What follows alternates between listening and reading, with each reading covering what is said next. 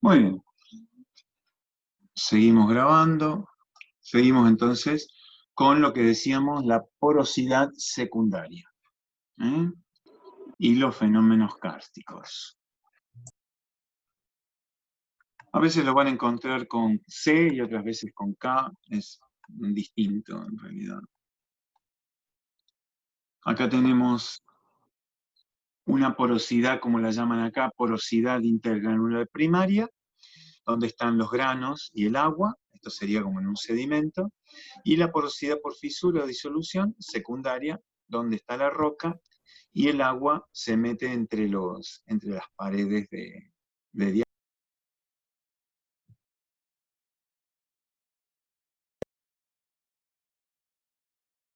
Muy bien, acá estamos.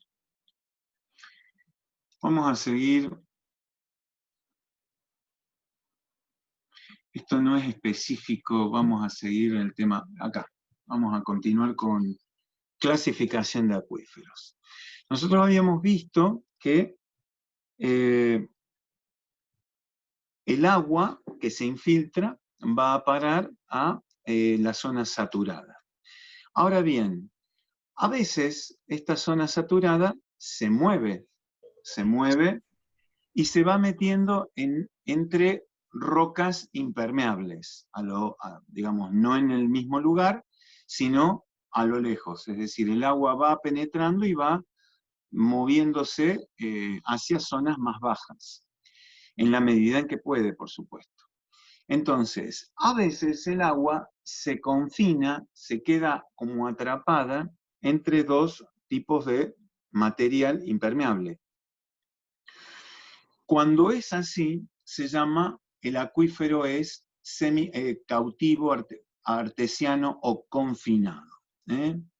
Tiene estos nombres. Ahora, pero lo que nosotros usamos es el acuífero confinado. Acá yo le metería un pequeño... Ahí está, confinado. Y el libre freático, esto sería como mejor lo llamamos. Semiconfinado también es otro tipo cuando los estratos superior, sobre todo, no es completamente impermeable. En realidad, la mayoría de los acuíferos son semiconfinados. Lo que pasa es que en algunos casos, a la hora de la practicidad, se denominan confinados, porque realmente la mayoría digamos, es muy poca el agua que se puede filtrar. Ahora, si se sobreexplota, ahí sí, ese confinamiento puede vencerse, ¿no? Sobre todo porque, digamos, la presión en general en un acuífero confinado es positiva, es decir, si uno hace un agujero, se hace un pozo en un acuífero confinado, lo más seguro es que el agua que está confinada tenga mayor presión, por lo tanto tienda a subir. ¿tá? Pero si uno sobreexplota ese acuífero, no va a estar a esa profundidad, sino que va a estar más bajo, y si está más bajo, el agua que está presente en las zonas impermeables va a tender a bajar y a, digamos, formar parte del acuífero. ¿Lo entienden a esto? No sé si lo pude explicar bien. Si no, lo puedo explicar con un dibujito. O en todo caso, es un tema que recuérdenmelo más tarde, y lo vuelvo a repetir con uno de los dibujitos que tenemos por acá. ¿Ok? Entonces, el nivel del acuífero es hasta donde asciende el agua en un pozo. En el caso de un acuífero libre o freático, vamos a ver que el agua va a ascender hasta donde está la zona saturada. Esto lo dibujaba yo la semana pasada, la tengo con la semana pasada, el martes pasado, Y les contaba justamente esta situación. Acá se los voy a dibujar rapidito. Esto era, nosotros teníamos el suelo, teníamos el nivel saturado, donde estaba el agua, en este sector. Si nosotros hacíamos un pozo, tal como este, todo este material lo quitábamos, esto iba a ser una pared, pero el agua iba a estar justamente en este punto, hasta este punto, ¿sí? Hasta aquí. Entonces, todo esto que vemos acá va a ser agua libre. Si nosotros sacamos esa agua, el agua va a tender a bajar porque va a depender de la transmisividad que tenga, de la permeabilidad que tenga el suelo. Pero al final del día, o en un determinado tiempo, va a volver a su nivel freático.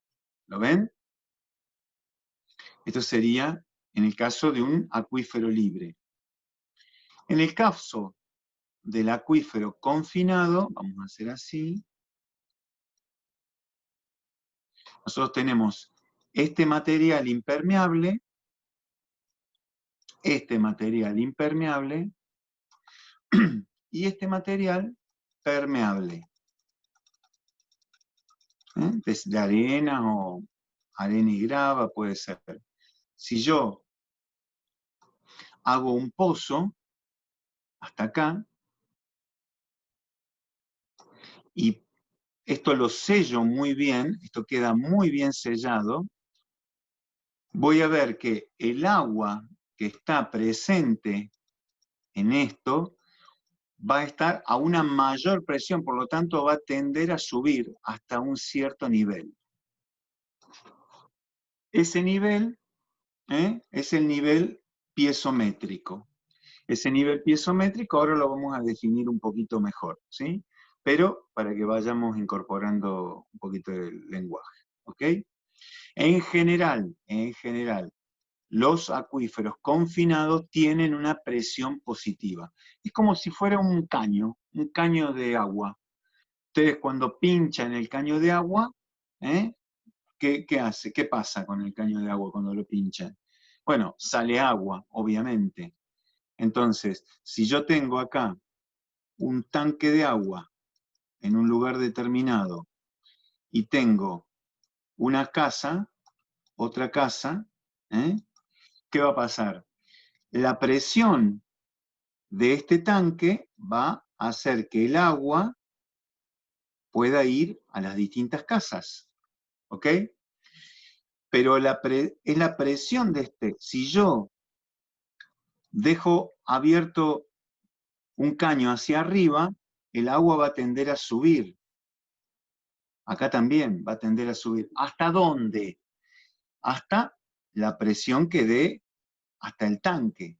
Lo que pasa es que a medida que se va alejando de esa fuente, la presión va a ser cada vez menor, ya sea por la fricción de los caños, ya sea porque el chorro de agua tiene que vencer la gravedad, etcétera, etcétera. ¿Sí? Ese nivel de presión es el que llamamos nivel piezométrico. ¿Lo entienden? Después lo vamos a volver a ver. Les estoy avanzando un poquito en el tema. ¿Ok? Ahí me están diciendo el chat. Sí, sí. Ahí pregunta Pablo, el acuífero Puelches. Y el acuífero Puelches es un acuífero confinado, pero que por la gran explotación que tiene zonas en donde puede verse perjudicado. ¿Por qué? En este mismo dibujo, miren, yo voy a hacer en este mismo dibujo. Pongamos que este es el Puelches, y yo hago un pozo acá, entonces, y saco el agua. Al principio el nivel va a estar acá, pero si saco más agua, va a bajar acá. Y si saco más agua, va a bajar. Y va entonces va a llegar un momento en que la presión va a generar como una especie de cono en donde la presión va a ser negativa. ¿Lo ven? Ahora, ¿qué pasa si nosotros hiciéramos un zoom en esta parte? El agua de este sector, que en principio no debería pasar, va a empezar a entregarle agua al de abajo por la presión que ejerce el agua que está arriba. Entonces, si este material está contaminado, puede ser que en algún momento termine contaminando el puelches. ¿Se entiende? Entonces, por eso es tan importante determinar en todas las perforaciones del puelche, en este caso, o de los acuíferos, que el nivel siempre esté por encima del techo del puelches o de cualquier acuífero. De esa forma, nosotros nos aseguramos que siempre va a haber presión positiva hacia afuera. Entonces, el agua no va a poder entrar al puelches, sino que el puelches va a entregar el agua. ¿Está? ¿Se entiende? Muy bien. Bueno, hemos avanzado un cachito más con esto. Acá hay una imagen. Acá no está, tiene una, acá hay alguna idea, un acuitardo, un acuífero semiconfinado.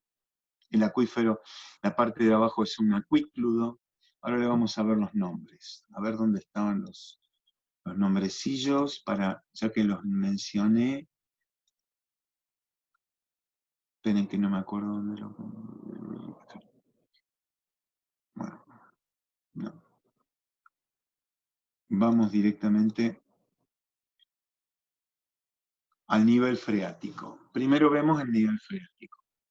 El nivel freático es entonces el resultado de la infiltración del agua. Por supuesto, en épocas de lluvia ese nivel freático está más cerca de la superficie, como indica este río en épocas de verano. Entonces llueve, el agua se infiltra, se mete por los sedimentos o por las rocas y está por encima del nivel del río. Por lo tanto, el acuífero entrega agua a la corriente del río. En este caso, se llama corriente efluente. En cambio, en el verano o en zonas, por ejemplo, esto es típico, el de abajo es un típico río patagónico, donde la lluvia promedio en la meseta es de entre 300 y 600, entonces es una zona muy seca, pero el caudal del río es muy fuerte por los deshielos. Entonces, parte de esa agua que trae el río va a ir a parar al nivel freático, dependiendo, por supuesto, de las zonas geológicas en donde esté pasando. ¿Lo ven? A esto. En este caso, la corriente se llama influente. Corriente efluente, corriente influente. En la corriente efluente, entonces, el río recibe agua del nivel freático y en la corriente influente, ríos más de patagónicos en nuestro caso, más de zona seca, entrega el agua a la zona freática. Esto ocurre también en cuencas arreicas, es decir, que no tienen salida a ningún lado, ¿no? Bueno, pasando un poco al tema del acuífero confinado, acá tenemos una base, un piso o una base, y un techo que constituyen los aspectos confinantes de ese acuífero. ¿Está? Pueden ser por baja permeabilidad o directamente porque puede ser una roca impermeable, que no está a gran presión y no tiene porosidad. En estos, por supuesto, las características geomorfológicas y geológicas de las regiones hacen que estos ríos tengan una zona de recarga que puede estar muchos kilómetros, a muchos kilómetros del lugar donde nosotros tenemos el acuífero. Y ese acuífero puede estar a X profundidad. 40 metros, 30 metros, 60, 80, 100 metros, 1000 metros de profundidad. Entonces, el tema ahí es ver cuál es la zona de recarga y a qué altura topográfica está esa zona de recarga. Porque va a tener una influencia directa sobre el nivel piezométrico. La presión que tenga el acuífero. Denme un segundito.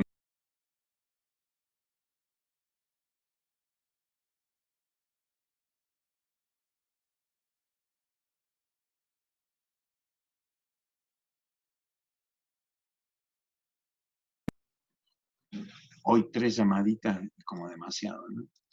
Pero bueno. Muy bien. Acá hay un temita interesante que es que la presión del agua puede hacer que en algunos lugares el agua tenga tanta presión que salga a la superficie. Bueno, estos son algunos de los lugares en donde hay manantiales, ¿no? Pero también se llaman, porque se encontró digamos, en Artés, o la Artesa, un lugar donde se describió por primera vez en Francia, se llama pozos artesianos. Los pozos artesianos son aquellos pozos en donde el agua mana a la superficie, sin ningún tipo de bomba ni de extracción, ¿sí? Entonces la presión, el nivel piezométrico, en esos casos, está por encima de la superficie. La fuerza que necesitaría para...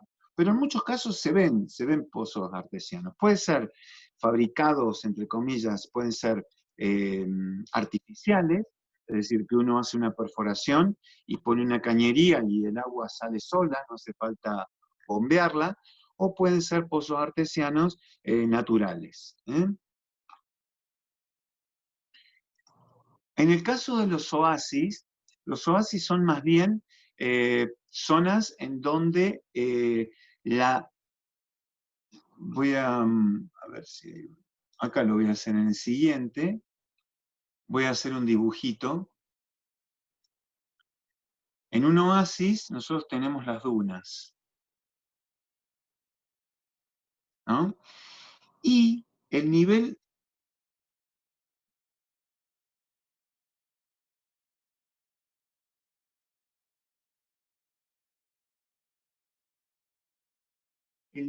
freático puede estar por debajo. Entonces, en algunos lugares puede ser que el nivel freático aparezca en algunas épocas en este sector así, ¿sí?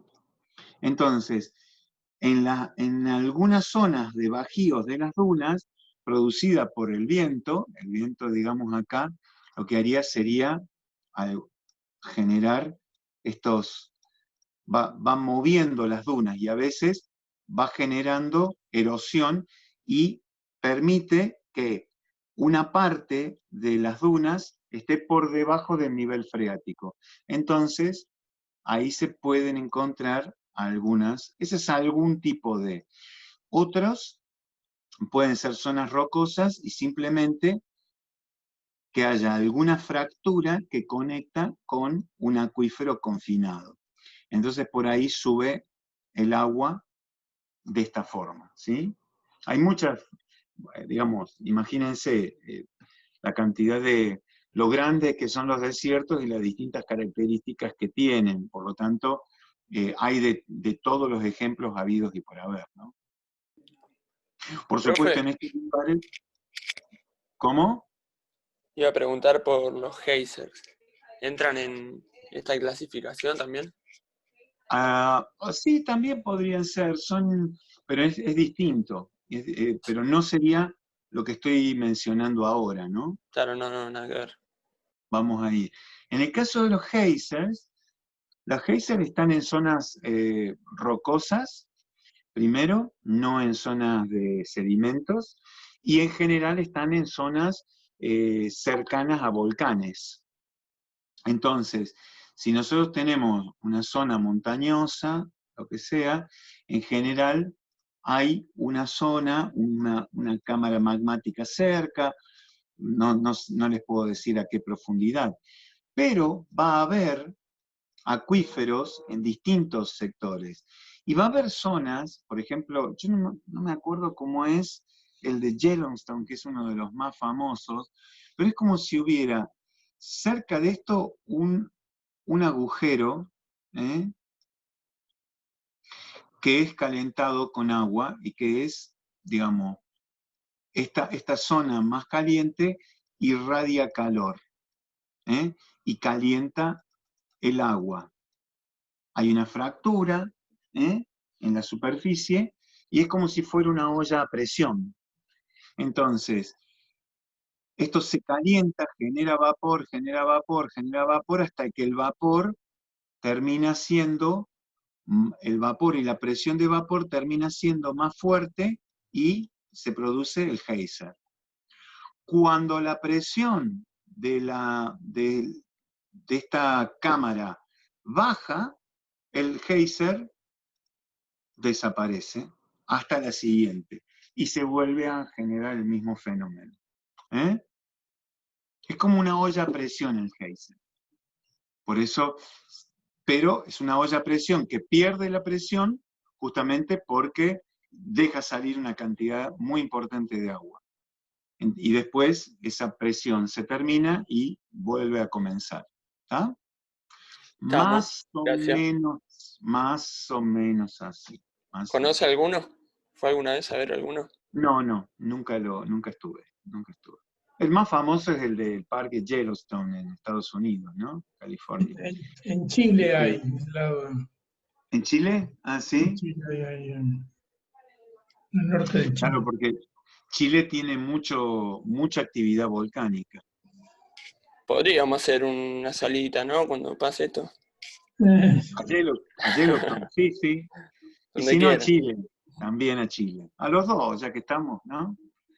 Dale, dale. Sí, estaría muy bueno hacer una salida así. Bueno, acá la no realidad hay, acá no hay geyser, pero ahí en Copagüe ese lo que hay son fumarolas, eso, o sea, el agua se calienta y sale vapor así, pero no el chorro de agua. claro. Bueno, hay también, por ejemplo, las aguas termales. No, en el caso de las aguas termales tenemos el mismo fenómeno, pero hay aguas termales relacionadas con zonas volcánicas, como Copahue o muchas zonas termales de la cordillera, de la zona argentina y de la zona chilena también. O por ejemplo en Catamarca, yo hace poco estuve en Fiambalá, donde el agua sale como a 60 grados de temperatura, y las primeras piletas están como en 45 grados. Este, entonces, esos son las que están relacionadas a zonas volcánicas, pero hay algunos lugares, como por ejemplo en Uruguay o como en Daimán o en la zona de Entre Ríos, en donde se hacen perforaciones a acuíferos de mucha profundidad, de 1000 metros aproximadamente. Entonces, se hace un pozo, por supuesto se hacen estudios geoeléctricos y todo eso, pero se hace un pozo hasta los 1000 metros de profundidad. Puede ser que hay que tener en cuenta el gradiente geotérmico que, que va, que existe en la corteza terrestre. Hay sectores con mayor gradiente y sectores con menor gradiente. Pero habíamos dicho que era 30 grados cada 1000 metros aproximadamente, puede ser, 30 grados, 3 grados cada 100 metros aumenta la temperatura hacia las profundidades de la corteza, ¿sí? Entonces, si nosotros tenemos a los 1000 metros, tenemos 30 grados. Si a esto le sumamos unos 15 grados de temperatura de la superficie, entonces estamos en los 45 grados de temperatura. No sé si alguno se metió en 45 grados, pero se le fríen los pies. Está calentita a 45. ¿En qué temperatura? Por ejemplo, una pileta de natación, cuando esas piletas así que son caldos, ¿se acuerdan? Se han metido en piletas que y ustedes dicen, pero esta pileta no pueden hacer 2 brazadas que ya están transpirando, ¿no? Bueno, esas piletas están en 32 grados, por ejemplo. Pero ya para un buen nadador diría, con 28 grados el agua está fría o está fresca, pero te permite perfectamente, te pega bien, 28 grados es excelente para nadar, ¿no? Pero, claro, como en una pileta no solamente hay nadadores, sino gente que juega, bueno, con 28 grados están un rato y te cagas de frío. Florencia, 40. Bueno, 40 en Federación. Sí. Es caliente. En Fiambalá lo que tiene son una serie de piletas que están así, tipo así, y una cada vez más arriba, conectadas. Algo así, ¿no? Entonces, esta está en 45, esta está en 42, esta está en 40, esta está en 37 y esta está en 35. ¿Por qué? Porque va cayendo el agua y a medida que va cayendo el agua, obviamente se va enfriando. Entonces uno puede empezar con la de 35 o menos e ir pasándose poquito a poco hasta que estás bien acostumbrado y te metes en la de 45. Aún así no te podés mover mucho porque está muy caliente. Pero haciendo este trabajito uno podría entrar más o menos, pasarla bien.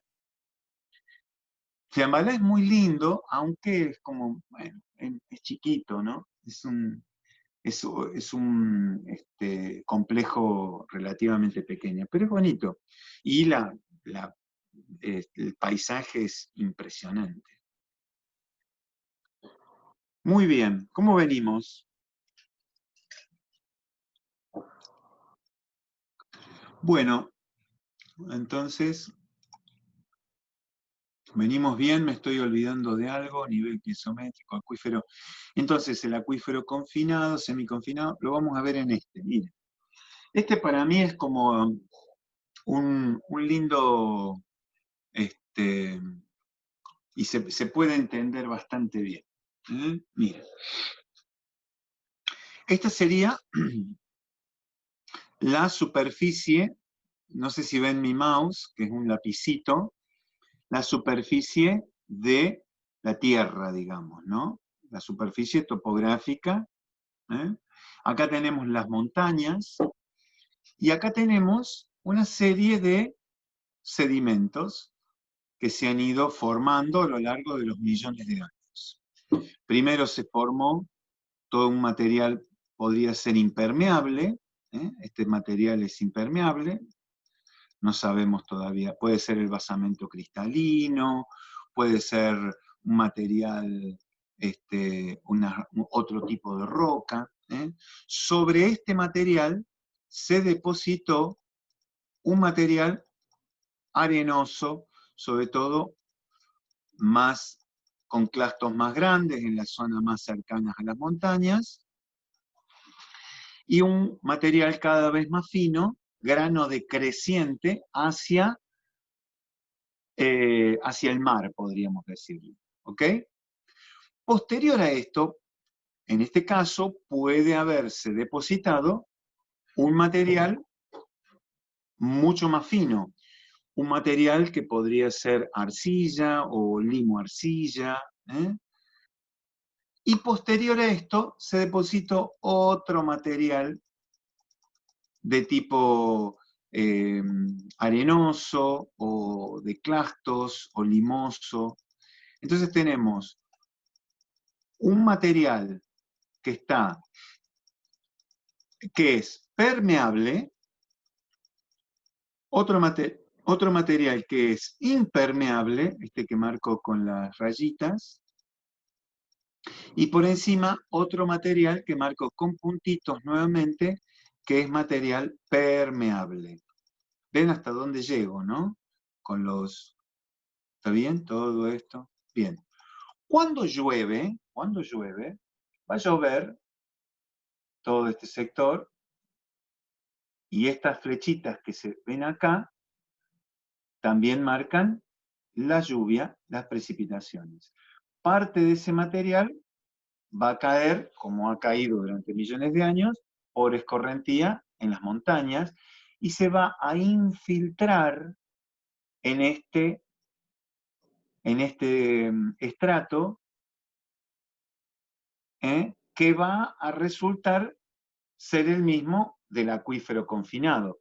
Pero llega un momento, y acá tenemos una zona, esto que dice nivel freático, en este sector vamos a tener el nivel freático de esto. Pero más acá, por acá más o menos, nosotros tenemos que el agua que está por acá, tiene la presión de este sector. ¿Lo ven a esto? Es como si ustedes tuvieran una manguera llena, piensen en todo esto como si fuera una manguera. Y acá la punta de la manguera. Si esta manguera está tapada acá, esto va a tener una presión. ¿La ven a la presión o la presienten, la intuyen a esa presión? Si ustedes sacan el tapón, ¿qué va a pasar? El agua se va a salir. Pero en principio, esta zona, hay más sedimento para acá. Todo esto continúa y se mete por debajo del mar o vaya a saber qué pasa. ¿Ok? Pero genera un tapón. Y esto entonces genera presión. ¿Lo ven hasta ahí? Bien. Entonces, esto resulta en el acuífero confinado. Este sería el nivel freático en la zona que tiene libre el acuífero confinado. Desde ahí, vamos a trazar una línea que se puede calcular en función de el tipo de material, la presión, la longitud a la que está, y nosotros determinamos nuevamente el nivel piezométrico. ¿Se acuerdan qué era el nivel piezométrico entonces? Es el nivel a donde el agua se va a elevar cuando nosotros hagamos un pozo. ¿Está bien? ¿Ustedes recuerdan o han visto alguna vez, o si no pueden preguntarle a vuestro padre, abuelo o novio, mentor, marido o lo que sea, que los hombres tenemos como más observación por eso, lo que se hace cuando uno quiere hacer un nivel, por ejemplo, quiere hacer una pared. Entonces quiere que los ladrillos estén derechos, o bueno, horizontales. ¿Cómo hago yo para trazar un nivel? Pregúntenle. ¿Cómo hacemos? Bueno, agarramos una manguera,